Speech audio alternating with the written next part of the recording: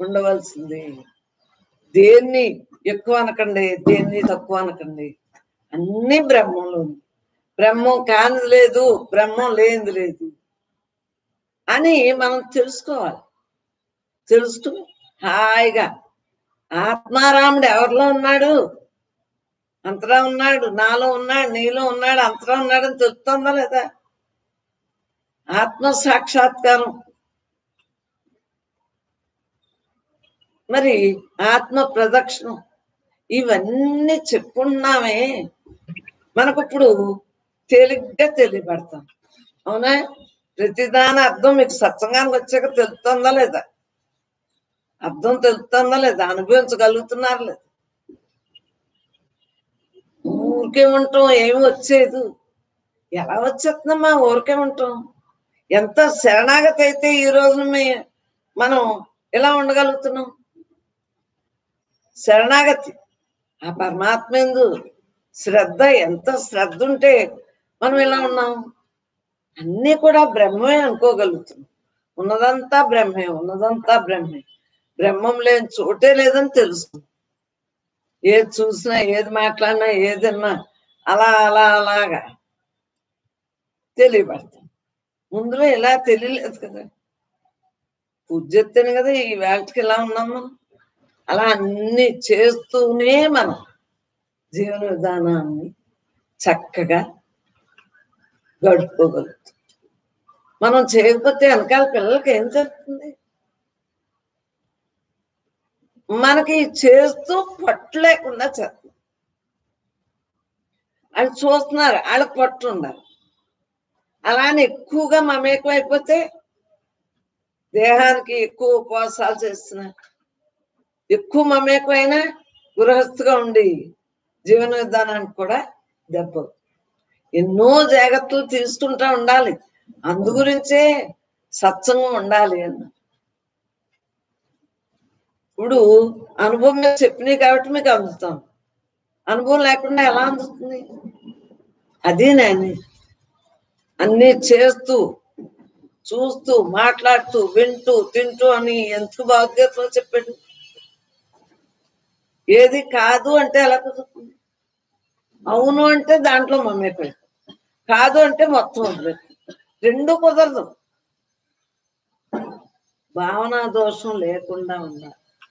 నీ భావనలో దోషం లేకుండా, దోష రహితం చేస్తాం. దోషం ఎప్పుడు వస్తుంది? మీరు వేరు నేను వేరు అంటే దోషం వస్తుంది. నేనే అంతా అనుకుంటా అంటే దోషం రాదు. నెమ్మది నెమ్మదిగా స్వాధీనపరుచుకుంటున్నాం మనసు. ఉన్నది నేనే, ఉన్నది నేనే, ఉన్నది నేనే అన్న భావంతో ఉండగలుగుతుంది. మనస్సును స్వాధీనపరచుకోకపోతే మనస్సే కదా మనకు కీడు చేసినా మేలు చేస్తున్నా. స్వాధీనపరచుకున్నాం, మేలే చేస్తాం. మన మనస్సు లేని స్థితిలో ఉండగలుగుతాం.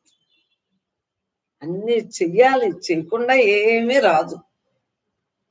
ఏమీ చేయకుండా ఊరికే ఆహార పదార్థమే తయారవుతుంది. అలాంటిది అనేక జన్మల నుండి ఉన్నది వక్రంలోకి వెళ్ళిపోతుంది. ఏమీ చేయకుండా నేను మహాజ్ఞాన్ని అంటే కుదరదు. అది నాటకం. అదే దేహధర్మం లేకుండా ఎలా కుదురుతుంది? దేహపాత్రతో దేహధర్మం చేయవలసింది. అనేక జన్మల యొక్క పుణ్యపాప కర్మల వలన మరలా మనం విధిని తయారు చేసుకోవచ్చు. దీన్ని కారణ దేహం అంటారు. కారణం తెచ్చుకున్నాం కదా, కారణంతో ఈ కార్యం అంతా జరుగుతుంది. ఏ కారణం లేకుండా ఎలా కూర్చోలేం. కూర్చోగలటానికి పరమాత్మ కారణం ఏంటి? మనం బ్రహ్మంగా మిగలటానికి అందరూ ఇలా కలిపి. మరి కారణం లేకుండా కార్యం లేదు. ఆ కారణం వల్లనే కారణదేహాన్ని. మరి దేహాలు మూడని తెలుసా? జాగ్రత్త, స్వప్న, సుషుప్తి మూడు అవస్థలని తెలుస్తుందా? ఇవన్నీ నేర్చుకుంటేనే ఏ అవస్థలో ఎలా మన జీవుడు ప్రయాణం చేస్తుంది, మన మనస్సును ఎలాగా చేసుకున్నాం, ఇదంతా అనుభవం. తత్వవిచారణ చేయగా చేయగా అనుభవం అందుతుంది. ఏమీ లేకుండా ఊరికే జ్ఞానం ఏమీ రాదు. మరి కారణదేహంతో తెచ్చుకున్నాం, వ్యక్తి మూటను తెచ్చుకున్నాం. ఆ మూటను ఇక్కడ ఇప్పుకున్నాం. చాకరాలు బట్టల మూట పట్టుకెళ్ళి ఆ చెరువులోనో కాలంలోనో పడేస్తే సరిపోతుందా? చెప్పండి. ప్రవాహాన్ని కొట్టుకో. దాన్ని ఏం చేయాలి? ఎన్ని రకాలుగా చేసుకొస్తే మన చిన్నప్పుడు ఎన్నో రకాలుగా చేసేవారు లేదా? ఉడకబెట్టి అవన్నీ చేసేవారు లేదా? బాధి అన్ని. మరి ఎన్నో రకాలుగా చేస్తే చక్కగా తెచ్చిన ఇస్త్రీ చేయించి తెచ్చు. మరి అలాగ మనం ఈ రోజున హాయిగా ఉండగలుగుతున్నాం అంటే ఎన్నో రకాలుగా చేసుకున్నాం కాబట్టి ఇప్పుడు ఎంత తేలికైంది. దేహధర్మం లేకుండా ఎలా కుదురుతుంది? కారణదేహం ఊరికే రాలేదు, దేహధర్మం సరిగ్గా చేయకే వచ్చింది కారణదేహం, లేకపోతే పుట్టుకే లేదు. కారణదేహంతో మనం ఉన్నాము అంటే, వచ్చాము అంటే అనేక జన్మల పరిపక్వత. ఈ రోజున ఈ బ్రహ్మజ్ఞానం తెలుసుకుంటాం. తెలుసుకోకపోయినా తెలుసుకున్నా కూడా ఎవరికైనా కారణంతో ఈ దేహం వచ్చింది. 3 దేహాలు తెలుసుకోవాలి. కారణదేహం, సూక్ష్మదేహం ఏమైంది? నీ ఇంద్రియాలు ఈ చూసుని ఏం చేస్తాయి? ఈ జ్ఞానేంద్రియాలతో జ్ఞానం తెలుసుకోమంటే బాహ్యాన్ని తెలుసుకుని మన లోపల రోజం రోజం చేసేస్తా ఉంటాయి. మనసుతో చూసుకుని ఏం చేస్తాయి? కళ్ళు చూస్తాయి, ఏయో చూస్తా ఉంటాయి. ప్రకృతిలో ఎంత వినేస్తాయి, మాట్లాడేస్తాయి, అన్ని శ్వాస పీలుతాం వదులుతాం, అన్నీ జరుగుతున్నాయి. మరి ముప్పు ఎవరిలో ఉంది? జ్ఞానేంద్రియాల్లో ఉందా? కాదు. కర్మేంద్రియాల్లో ఉందా? కాదు. నీ సుకృతాన్ని బట్టి నీ మనస్సు ప్రభావం అట్ల మీద చూపింది.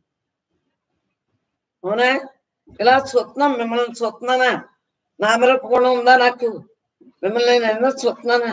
నా సుకృతం బాగుంది, 24 గంటలే బ్రహ్మంగా ఉంటున్నాను కాబట్టి నామరూప గుణాలు లేకుండా అంతరా నేనే అని హాయిగా ఉండగలుగుతాను. సుకృతం లేని వాళ్ళకి మనసుతో చూసేస్తాను. బ్రహ్మాన్ని బ్రహ్మంగానే తెలుసుకోగలుగుతాను. అనంతుడు లోపల ఉన్నాడు, బయట ఉన్నాడు, అందరిలో ఉన్నాడు, అంతరా ఉన్నాడు. వ్యాపకత్వం, సర్వవ్యాపకత్వం అంతా నేనే అన్నది ఎలా తెలిసింది? అనుభవం లేకుండా జ్ఞానం. అది నీటి మీద రాత లాంటిది. నీటి మీద రాత గాలేస్తే ఆ నీరు ఎలా కదిలిపోయి ఆ రాత ఉంటుందా? అనుభవం లేకుండా జ్ఞానం మీరు చెప్పడానికి కుదరదు. కాకపోతే అనుభవం ఉన్నప్పుడే జ్ఞానం చెప్తే అందుతుంది. ఇతరులకు అందాలంటే అనుభవ జ్ఞానం ఉండాలి. అనుభవం లేకుండా జ్ఞానం చెప్పేసి పుస్తకం చదివేస్తే ఏమి వచ్చేది? మనసుతోటే పుస్తకం చదివేస్తాను, మనసుతో చెప్పేస్తాను. శాస్త్రవాసన, లోకవాసన. మరి ఎన్ని వాసనలు ఉన్నాయి? ప్రసూతి గుడొచ్చే వరకు వైరాగ్యాలు. మరి లోకవాసన ఎలాగా మనం మమేకమైపోతున్నాం? లోకవాసన ఎందుకు కావాలి మనకి? అనేక జన్మల నుండి వచ్చి ఈ వాసనే వదిలించుకోవటానికి మానేసి మరలా మరలా మరలా మరలా వాసన పెంచుకుంటే లోకవాసన పెరుగు. శాస్త్రవాసన చదివాము, తెలియబడుతుంది, కొంతవరకు చదువుతాం, అస్తమానం కాదు. అన్నం అంతా చదివే ముందు, కూరంతా ఇప్పుడంటే కూర ఎక్కువ వాడుతున్నారు, అప్పుడు అన్నం ఎక్కువ కూర తక్కువ వేస్తున్నారు. అన్నం అంతా శాస్త్రం చదవండి అని మొదట్లో తెలియనప్పుడు. అనుభవం ఎంతో కొంత వస్తుంది కదా, కూర అంత. ఇప్పుడు ఎలా ఉంది? మనం రోజు ఎనగా అనుభవంలోకి ఎలా ఉంది? మన ఆచరణ అంతా ఎలా ఉంది? ఆలోచన ప్రవాహం ఎలా ఆగింది? దేహధర్మం చేయకుండా ఆగుతుందా? ఇదంతా మమేకం అవ్వకుండా చక్కగా అన్ని చూస్తున్నా, వింటున్నా, మాట్లాడుతున్నా, తనతో తానుగా ఉంటూనే అన్ని జరుపుకోగలరు. అప్పటికి ఇప్పటికి సత్సంగులు అందరికీ మార్పు వచ్చిందా లేదా? లేకపోతే కుదరదు. ఇక్కడికి రాకండి, ఇక్కడ నేను ఏమి ఆమ్యామ్యాలు ఏం పుట్టుకోవట్లేదు, నాకు మీరు భర్జన కాకండి, జ్ఞానం కావాలంటేనే కాలక్షేపానికి రాకండి. వింటున్నారా? కాలక్షేపానికి 3 చోట్ల ఉన్నాయి, వెళ్ళండి. బజార్లో అన్నీ ఉన్నాయి వ్యవహారం. మీకు దేనేందు మమేకోవాలనుకుంటున్నారు? దానిందే మమే. నేను పరమాత్మ స్వరూపాన్ని అన్న భావంతో అలా ఉండటమే ఉండటమే ఉండటమే. విన్నదంతా ఆచరించాలి. అనుభవం ఆటోమేటిక్గా. ఆచరణే అనుభవం రా. ఆచరిస్తున్నారు, అనుభవించుతున్నారు. పరమాత్మయే నేను అలాగా చేసుకోగా చేసుకోగా, అనుకోగా అనుకోగా, ఆచరణ పెట్టుకోగా ఏమైంది? కారణ దేహాన్ని కొట్టేస్తాము, మళ్ళా జన్మకు రాము. సూక్ష్మదేహాన్ని నాశనం చేసేస్తాము. సూక్ష్మదేహం ఇందాక చెప్పుకున్నాం కదా, ఈ జ్ఞానేంద్రియాలు సరి అయిన చూపు, సరి అయిన మాట, సరి అయిన వినికిడి లేక సూక్ష్మదేహాన్ని తెచ్చుకున్నామని చెప్పాం కదా, దాన్ని నాశనం చేయాలి. అంటే మనస్సు లేని స్థితితో ఉండాలి. మనస్సు లేని స్థితి ఎప్పుడు వస్తుంది? సూక్ష్మదేహాన్ని నాశనం చేసుకోవాలంటే ఈ దేహం ఉండాలి. ఈ దేహం లేకుండా మనకు ఇప్పుడు తెలియదు కదా. దేహం ఉండగానే దేహితోటి మనం ఉంటున్నాం. రెండో అవసరమే. దేహం ఉండాలి, దేహి ఉంది. దేహం లేకపోతే దేహి ఉన్నా ఎలా తెలుస్తుంది? అంతరా నిండున్న నిరాకారం చూడండి, ఉంది. సాకారం, నిరాకారం రెండూ ఉన్నాయి, మనలోనే ఉన్నాయి. సాకారం ద్వారా నిరాకారాన్ని తెలుసుకుని నిరాకారంగా మిగిలిపోవాలి. మరలా జన్మ తెచ్చుకోకూడదు. ఈ దేహంతో మనం దేహాన్ని తెచ్చుకోకుండా ఉండగలం. మానవ జన్మకే కుదురుతుంది. ఆలోచించుకోండి, మానవ జన్మకే కుదురుతుంది. మరలా పుట్టకుండా ఉండే దశ, మరలా పుట్టకుండా ఉండే తత్వం మనం ఎంతెంత అనుభవించా అంటే అంతంతా ఉంది. ఇప్పుడు సూక్ష్మదేహాన్ని ఎలా కొట్టుకోవాలి? ఈ బాహ్య చింతన లేకుండా జ్ఞానేంద్రియాల ద్వారా. ఈ జ్ఞానేంద్రియాలే కదా కర్మేంద్రియాలకి పని చెప్పేది. చూసేది కళ్ళు చూస్తున్నాయి, వింటున్నాయా? చెవులు వింటున్నాయి. కళ్ళు చూసి పనే కదా. మరి అది దేనికి అటాక్ చేసేస్తాం? మన ఆలోచనకి పెట్టేస్తాం లేదు. చూసిన తిన్నగా ఉంటుందా? ఆలోచింపజేసేస్తాం. విన్నది తిన్నంగా ఉంటుందా? బాహ్యంగా ఉన్నప్పుడు మీరు సత్సంగానికి రాకముందు విషయం మాట్లాడుతున్నాం. అప్పుడు ఏం చేస్తుంది? విన్నది ఏం చేస్తుంది? మళ్ళీ అది కూడా ఆలోచనగా మనసు పెట్టేస్తుంది. తిన్నది ఏం చేస్తుంది? మనసుగా పెట్టేస్తుంది. జ్ఞానం కలగటానికి, ఉంచుకోపటానికి కారణం మనమా కదా? ఎవరైనానా? మనమే. ఎవ్వరు ఏమి బయట పనులే చేసుకుని మామూలుగా కనిపిస్తాం, కానీ ఈ లోపల పని అంతా మనమే చేసుకోవాలి. మరలా మనం జన్మ లేకుండా చేసుకోవాలంటే మనమే ప్రయత్నం చేసుకోవాలి. ఎవరు ప్రయత్నం వలన కుదరదు. ఇక్కడ సత్సంగంలో గంటన్నారే కదా చెప్పుకోవటం. మిగిలిన ప్రయత్నం అంతా మీదే కదా.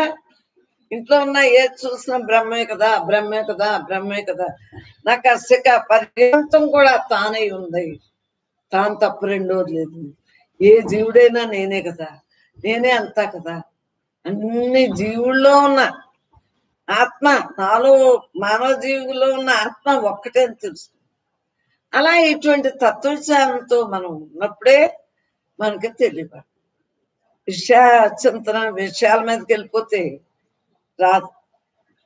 ఉన్నది నేనే అన్నది తెలియటానికి అనేక రకాలుగా భావాలన్నీ లాక్కున్నాయి. చూడండి, పంచభూతాల నుంచి తెచ్చుకున్నాను. మరి అన్నమయ, మనోమయ, ప్రాణమయ, విజ్ఞానమయ, ఆనందమయకి వస్తారు. ప్రాణాయ స్వాహ, అపనాయ స్వాహ, ఉదానాయ స్వాహ, సమానాయ స్వాహ, జ్ఞానాయ స్వాహ. ఇవన్నీ ఏంటి? స్వాహ ఇలా ఇలా అనేస్తున్నాం నైవేద్యాన్ని. అసలు పూజ అంతా మందేనరా. శాస్త్రం, లలితా శాస్త్రం అంతా మందే.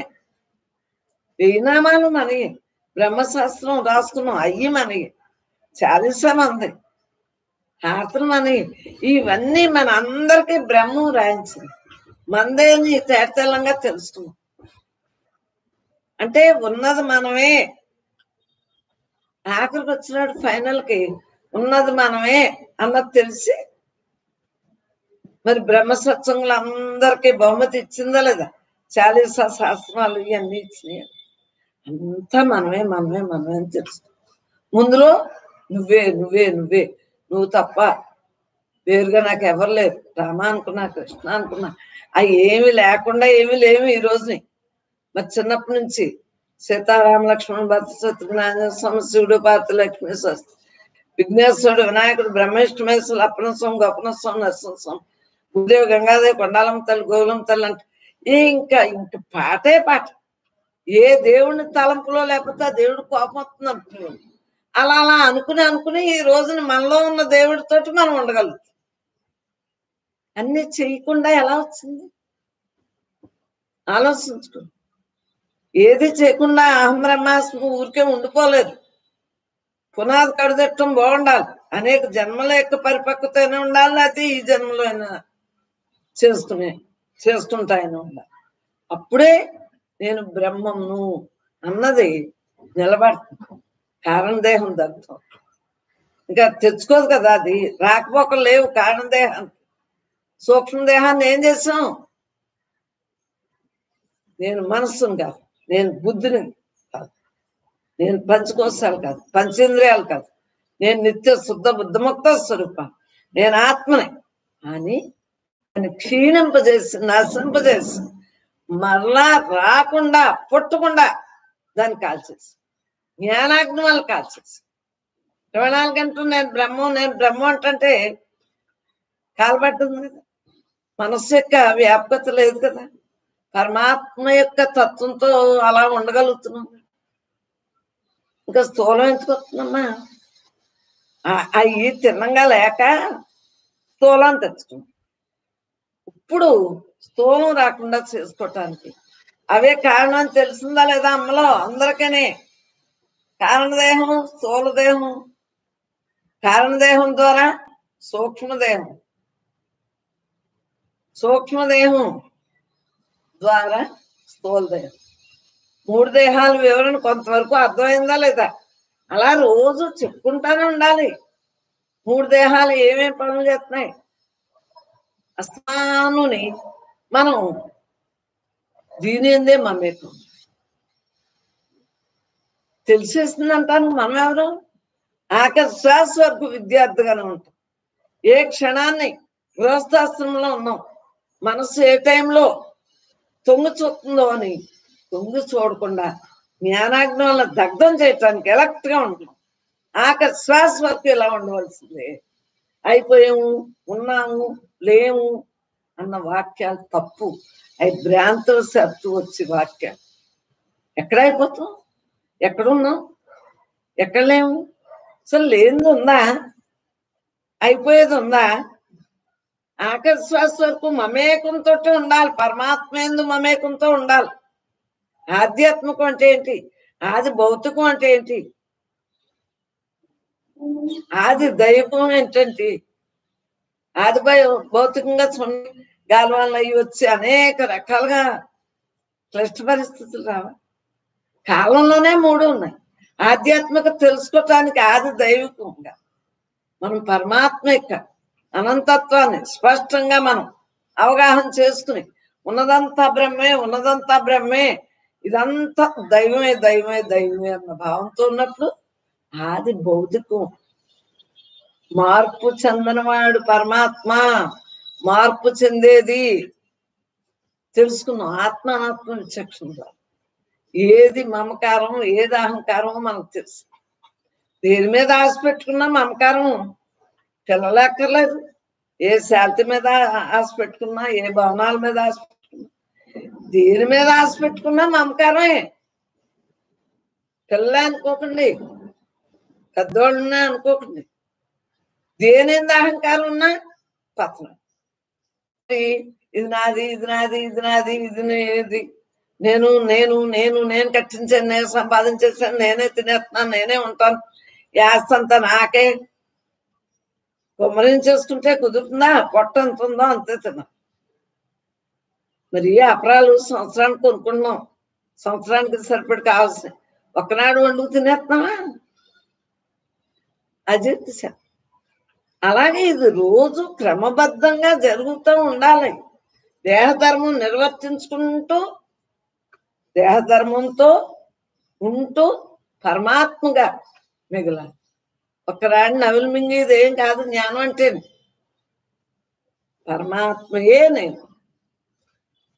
ఈ భావంతో ఉండేటప్పటికి స్థూలం ఎంచుకొస్తుంది. ఇప్పుడు కారణం మనమా కదా? కారణ దేహాన్ని తెచ్చుకుందే మనమే. సూక్ష్మంగా ఏం చేసింది? ఆ విధి వచ్చేస్తుందా లేదా? అనేక జన్మల నుండి విధి ఇక్కడ ఏర్పాటు. ఈ విధిలో ఇంక మమేకం అయిపోతాం. మమేకం అవ్వకుండా ఎలా ఉండాలి? తప్పించుకోవాలి. మన మనస్సు ఎంత ముక్కుసూటిగా ఉండాలి. పరమాత్మ ఎందు తప్ప మిగిలినంతా కూడా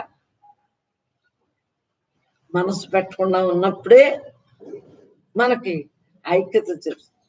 మనసునే కదా నాశనం చేస్తాం. సూక్ష్మదేహాన్ని నాశనం చేసాము అని అంటానికి సరిపోతామా? కారణదేహాన్ని తెచ్చుకోను అంటానికి సరిపోతామా? స్థూలం ఇంకా రాదు అంటానికి సరిపోతామా? తెలియనప్పుడు, తెలుసుకున్నాక అనుభవించంటే 3 దశలు ఉన్నాయి. బాల్యం, యవ్వనం, వార్ధక్యం, కౌమారం. ఈ దేహానికి దశలు ఎలా ఉన్నాయో తెలియక ముందు మనకి ఇవన్నీ తెలిసినాయా? 3 దేహాలు ఉన్నట్టు పెద్దల ద్వారా, శాస్త్రం ద్వారా, ఆ యొక్క అవతార పురుషుల ద్వారా, మనకి మునీశ్వరుల ద్వారా, మహాత్ముల ద్వారా, పండితుల ద్వారా మనకి అందిన దాన్ని మనం అవకాశం చేశారు. ఉన్నది నేనే, ఉన్నది నేనే, ఉన్నది నేనే అంటే ఇవన్నీ తెలుసుకోకుండా ఊరికే బ్రహ్మం బ్రహ్మం అనేసిన కొంతవరకునే, చిలక పలుకు వరకునే దాని అవగాహన చేసుకుంటా అనుకుంటామండి. సాంకేతంలో ఏమని చెప్పాడు? స్థితప్రజ్ఞుడుగా ఉంది. మరి ఈ లక్షణాలన్నీ మనకి శ్రవణం ద్వారానే కదా అందింది.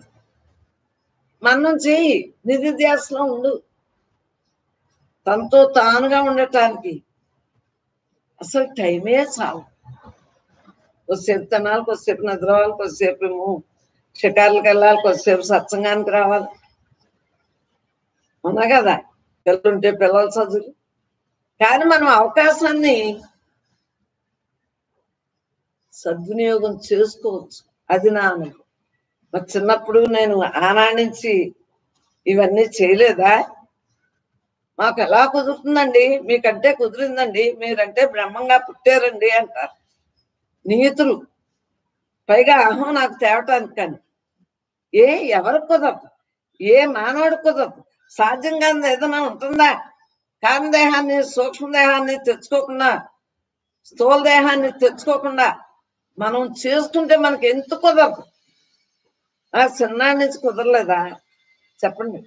కుదిరితేనే కదా ఈ రోజు మీకు ఇలా చెప్పగలుగుతున్నాను. ఎంత కుదరదు? కుదుర్చుకోవాలి, కుదుర్చుకోవాలి. కుదుర్చుకున్నప్పుడు ఏ దశలో అయినా సరే, బాల్యం, యవ్వనం, వార్ధక్యం, కౌమారం, ఏ దశలో అయినా ఆఖరి శ్వాస వరకు ఉండగలరు. అపమారక స్థితి వచ్చినప్పుడు అంటే తప్పదు. ఏమో ఈ దేహం ఎలా జీవుడు తప్పుకుంటాడు, ఈ దేహంలో ఉన్న బ్రహ్మ ఎలా తప్పుకుంటుందో నాకు తెలియదు. మనం మాత్రం ప్రయత్నం వదులుకుందాం. మరి దేహధర్మం చేయకుండా పని అలాగే ఉంటే పని చేసుకోవాలి లేదా? కామాగా వచ్చింది అనేక జన్మల నుండి. ఇప్పుడు ఈ పని అవగొట్టుకోవాలి లేదా? ఇంట్లో పని ఎంత బాగా చేసుకుని వచ్చారో అమ్మలో, అలాగే ఈ జన్మల పని కూడా చేసుకుని మనం చేసుకుంటే నశింపబడుతుంది. ఇంకా మరలా జన్మకు రాకుండా ఈ జన్మలో మనం చేస్తాం. ఇందాక చెప్పానే చాకల మొట్ట ఇలా ఎసెప్ట్ అయిపోతుందా? దాన్ని ఎన్ని చేసుకుంటే అలాగ కర్మ, భక్తి, జ్ఞాన, ధ్యాన అనేక యోగాలతో అప్పుడు తనతో తానుగా ఉండదు. ఏమీ లేకుండా ఆమె పట్టు ఏం పట్టు అంటే వచ్చేది కాదు జ్ఞానం. సిద్ధులు అంటే అవి వేరు. అవి వచ్చి పతనం అయిపోతారు. మళ్ళీ ఊహ అంటారు, మళ్ళీ పతనానికి నాందు. అవి ఏమీ వాడుకోకండి. పరమాత్మగా మిగలటానికి మనకి ఈ జన్మలోనే ఈ అవకాశం ఉంది. మనకు అన్ని విధాల విధిలో ఉంది కాబట్టి దీన్ని సద్వినియోగం చేస్తున్నాం.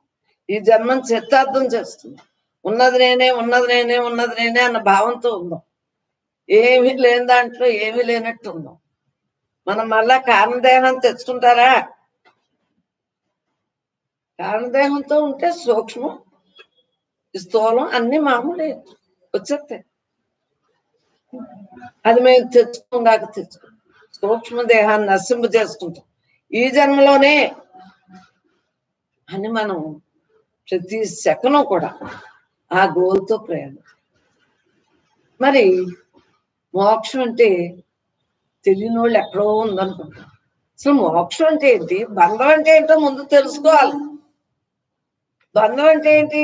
నీ మనస్సుని పరిపరి విధాల ఈ ప్రకృతిలో పెట్టేస్తే బంధమే కదా. ప్రకృతి సంబంధికులు, ప్రకృతి ఇదంతా బంధమే కదా. దేహభావంతో ఉంటే బంధమా కదా. మరి భావనను వీడి పరమాత్మయే నేను, అన్ని పరమాత్మయే, చూసి చెప్పేది, మాట్లాడేది, వినేది, తినేది అంతా సర్వం బ్రహ్మమయం అంటే మోక్షం అనేది కోరిక కాదు, ఆటోమేటిక్ గా మోక్షమే. ఎప్పుడైతే నువ్వు బంధ విముక్తుడు అయ్యావో ఉన్నంతా మోక్షమే, విడుదలే. ఒక్క పని చేస్తే చాలు, రెండో పని ఆటోమేటిక్ గా. దేహభావన వేడండి, పరమాత్మ మిగిలిన. ఈ దేహం నేను కాదు, నేను పరమాత్మ అన్న భావన మూలాన్ని తెలుసుకుని మూలంగా మిగిలినప్పుడు మూలంగానే ఉండగలుగుతాం. ఈ అనంతత్వంలోనే ఉంటాం. దేహాన్ని ధరించం. దేహం ఉండగా దేహ ధర్మం చేయండి. దేహ ధర్మం చేయకుండా ఎలా కుదురుతుంది? దేహానికైనా కావాలి కదా, దీనికి అన్ని పెట్టాలి కదా, చేయాలి కదా. దేహ ధర్మాన్ని నిష్కామ కర్మయోగంగా చేయాలి. ఉన్నదంతా నేనే కదా, పరమాత్మే పరమాత్మే పరమాత్మ అనుకుంటే దేహ ధర్మం అటు. తినేది పరమాత్మే పరమాత్మే. బ్రహ్మార్పణం బ్రహ్మజ్ఞో బ్రహ్మైవ గంతవ్యం బ్రహ్మ కర్మ సమాధి. మరి అహం వైశ్వానరో భక్త అని అవన్నీ మరి చదువుకుని పెద్దల నాటి నుంచి ఎందుకు భోంచేస్తున్నారు? మనసుకి కీడు లేకుండా మంచి మాట మాట్లాడమని పెద్దలు ఎందుకు చెబుతున్నారు? మాట్లాడితే నెగిటివే. ఏ ఆలోచన ఎవరికైనా సరే చూడండి, అందుగురించే బాహ్యాన్ని తగ్గించుకో, బాహ్యంలోకి ఎక్కువ వెళ్ళకండి అని చెబుతాం. కాదు, బాహ్యంలోకి వెళ్తే నెగిటివ్, వాళ్ళు నెగిటివ్ మాట్లాడి మనకు కూడా నెగిటివ్ని పావేస్తారు. రోజు అదే సత్సంగం జరుగుతుంది. ఈ జ్ఞానేంద్రియాలు కూడా పాపం చెడిపోతాయి. ఆలోచించుకో, బాహ్య సత్సంగం ఎంతసేపు మనం ఎలా ఉండాలి? పరమాత్మ ఎందు మమేకమయ్యే సత్సంగం వలన మనం పరమాత్మగా మిగలగలుగుతున్నాం. చూసింది విన్నది ఏది చేసినా బ్రహ్మమే, బ్రహ్మంలో ఉంది, బ్రహ్మం తప్ప రెండోది లేదు, నేనే అంత, బ్రహ్మే అంత, సర్వం బ్రహ్మే. ఇటువంటి వాక్యాలతో ఉన్నప్పుడు మనస్సు కదలికలు ఎందుకు వస్తాయి? దానికి ఏదో పని ఉండాలి.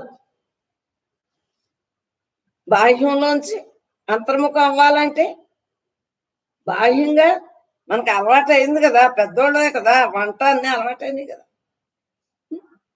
మనం ఎక్కువగా ఉండాలి. అది వ్యవహారంలో ఒక్కొక్కసారి తక్కువ, ఒక్కొక్కసారి ఎక్కువగా ఉండవలసి. పెళ్ళప్పుడు ఆ నెల్లాళ్ళు ఎలా ఉంటుంది, ధ్యానం చేసినా పెళ్ళిలో గుర్తుంది. ఆ నెల్లాళ్ళు టైం వేస్ట్. ఎవరన్నా పోయారనుకోండి, అది పోయిన 12 రోజులు అది టైం వేస్ట్.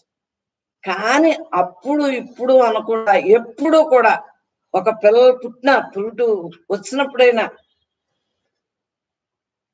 పెళ్ళి అన్నా, మరణించిన వాళ్ళ ఇంటికి వెళ్ళినా, మనం మరణిస్తే మన వెనకాల వాళ్ళది పని, కానీ మరణించిన వాళ్ళు మన పనే కాబట్టి ఎటువంటి పరిస్థితుల్లో అయినా బ్రహ్మంగా ఉండగలను.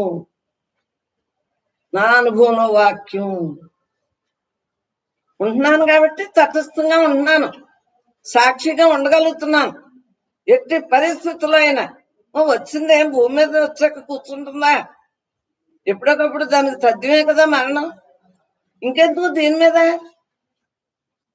అని వ్యామోహాన్ని తగ్గించుకోగలుగుతాం. ఉన్నది నేనే, ఉన్నది నేనే, ఉన్నది నేనే అని దృఢత్వంగా మిగలగలుగుతాం. ఇదంతా సాధ్యమే అని మీకు చెప్పగలుగుతున్నాం. సాధ్యం లేకపోతే ఎందుకు చెప్తాం? ప్రతిది మనం చేసుకోవటంలో ఉందరా. అప్పటికప్పుడికే బాగున్నారా లేదా, ఇంకా బాగుంటారు, ఇంకా బాగుంటారు. అమ్మ కన్నా బాగుంటారు. నాకంటే నాకు చెప్పేవాళ్ళు ఎవరు లేరు. లోపల ఉన్న సద్గురువుతోటి మమేకైతే ఆ గురువు గారు చెప్పారు. ఇలా దేహాలతో చెప్పేవారు ఎవరు లేరు. మలయాళ స్వామి వారు, స్వామి శివానంద గారు, ఆది శంకరాచార్య వారు అంటే వారి యొక్క అనుగ్రహంతో పంపిన పాత్రే కరెక్ట్. కానీ మరి అనుభవానికి ప్రయత్నం ఉందా లేదా? మహానుభావులు పంపారు, రైట్. కానీ మరి అనుభవం ఉందా లేదా? 24 గంటలు పరమాత్మ మమేకంగా ఉండగలుగుతున్నాం లేదా? ఏది చేయకపోతే ఏది రాదు. బాహ్యంలో పని ఎంత రాదో అంతర్ముఖంగానే అంతం చేయాలి. ధ్యానం చేసుకోవాలి. తన యొక్క కృషిని మానకుండా ఉండాలి. అది ఒకళ్ళు చెప్పేది ఏం కాదు, మన పని అది. మనం తింటే ఎలాగైతే నీరసం ఉండలేదు, అలాగే మన పనిది. దేహ ధర్మం, నీ స్వధర్మం. దేహధర్మం అంటే దేహానికి సంబంధించిన వాళ్ళకి ఇవి చేసే దేహధర్మాన్ని వదిలేయకండి. నీ యొక్క స్వధర్మాన్ని ఈ దేహం ఉండగానే ఆచరించాలి. నీ స్వధర్మం ఏంటి? నీతో నువ్వు ఉండటం. నీ యొక్క పనేంటి? పరమాత్మగా మిగలటం. ఈ దేహం ఉండగానే దేహిగా మిగలటం. నేనే అంత, నేనే అంత, నేనే అంత. నేను లేని చోటే లేదు. పుట్టం మరణించడం మధ్యలో ఎంత పని ఉందరా. మరలా పుట్టుక లేకుండా చేసుకోవాలంటే మనమే చేసుకోవాలి. పుట్టుకొచ్చిందా మరణం తప్ప ఏ జీవి అయినా సరే. ఈ మధ్యలో ఆటను మనం ఎంత జాగ్రత్తగా ఉంచుకోవాలి. ఆనందమయమైన జీవితాన్ని అనర్థం పాలు చేసుకోకండి. విషచింతన వల్లే కదా అనర్థం వస్తుంది. అదే పనిలో మమేకం అయిపోతున్నారు. వీడికి ఇలా వచ్చినందుకు మీకు కొంతవరకు విషయాలు పోవాలని ఉంటలేదు. ఈ గంటన్నర వండేసుకుని వచ్చేస్తున్నారు, ఇంటికి వెళ్ళి తినేస్తారు, నిద్రపోతే నిద్రస్తారు, మళ్ళీ ఆ వాట్సాప్ లో చూస్తున్నారు, యూట్యూబ్ లో చూస్తున్నారు. అంశప్ని అని మళ్ళా తెల్లారు వస్తున్నారు. ఇంక మీకు ఏముంటుంది? మనస్సు అంత ఎక్కువ ఉంటుంది. మనసుకి ఎక్కువ పని చెప్పట్లేదు.